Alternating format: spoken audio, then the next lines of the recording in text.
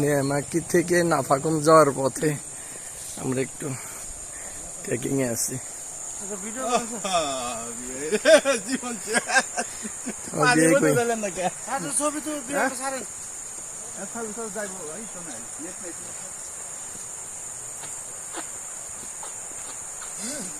তৈপুরের বিয়াই মাঝপথে হাঁপাই গেছে, আমাদের গাইড হাঁপাই গেছে, লাঠি দিছি। ট্রেকিং করা সহজ বিষয় না, ট্রেকিং করতে হইলে তাকে আমাদের মতো হতে হবে, তাই না দিলীপ দা? আমরা ট্রেকিং করতে ভালোই লাগে, মজাই লাগে। যেখানে ফুটবল খেলেছি 120 মিনিট, রেফারি করেছি 120 মিনিট, তারপর আমরা প্র্যাকটিসও করেছি অনেক, কিন্তু এখন যদিও আমরা কম করি না, ট্রেকিং করতে ভালোই লাগে।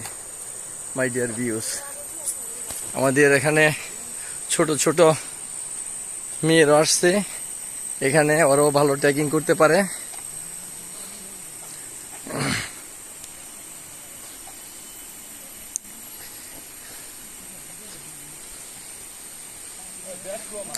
তবে সবচেয়ে ভালো লাগতো যদি পানিটা স্বচ্ছ হতো।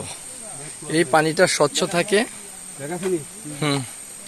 পানিটা স্বচ্ছ থাকে তখনই শীতের দিন, যখন বৃষ্টির পানি বা নদীতে পানি আসে না তখন, অর্থাৎ অল্প অল্প ঝর্ণার পানি থাকে তখন।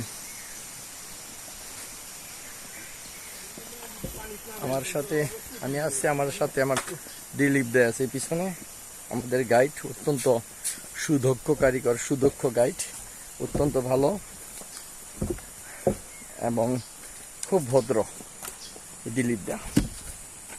ও মহব্বত আছে, ও মহব্বত করে গাইডদেরকে, এবং এটাও বলে যে আপনারা যাওয়ার পর যদি অন্য কোনো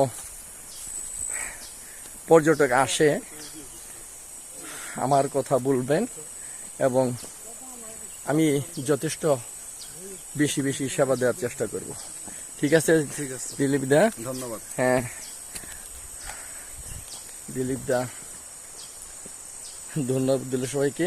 আমরা আমার বিআই এখানে তারেক, আরেকজন আছে আমাদের মাহবুব খান সাহেব, উনি টাঙ্গাইলা, হ্যাঁ পোলা, বাহাদুরি দেখায় মুখে, কিন্তু বমি করতে করতে ওর জান গেছে আজকে।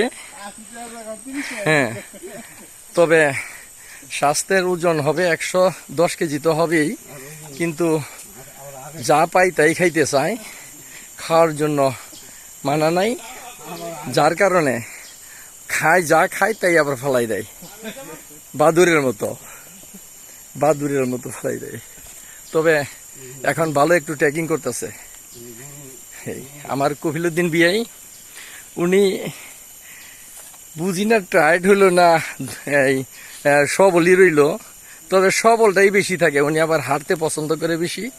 এই তারেকও ট্রেকিং করতে পারে ভালো। আমার বিআই বাবুল মাতবর, উনি আবার এই চাঁদের গাড়িতে বললেই চলে যে বসে নাই, দাঁড়ায় দাঁড়ায় সমস্ত পাহাড়গুলা মনে হয় গণনা করছে, কতগুলা পাহাড় আল্লাহ সৃষ্টি করছে এরকম। তো উনি খুব অভিভূত হয়েছেন যে আল্লাহর কি সৃষ্টি, আমরাই অভিভূত হয়েছি যে আল্লাহর কি সৃষ্টি।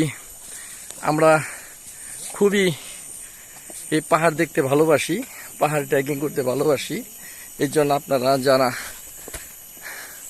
ট্রেকিং করতে চান পাহাড়ে আসবেন, পাহাড় দেখবেন। এই বলে সকলে ধন্যবাদ জানাই। আমরা প্রায় নাফাকুমের কাছাকাছি যাচ্ছি, হয়তো আরো 15 মিনিট লাগবে নাফাকুম যেতে। এই সকলকে আপাতত ধন্যবাদ জানিয়ে একটু বিরতি দিচ্ছি। আসসালামু আলাইকুম।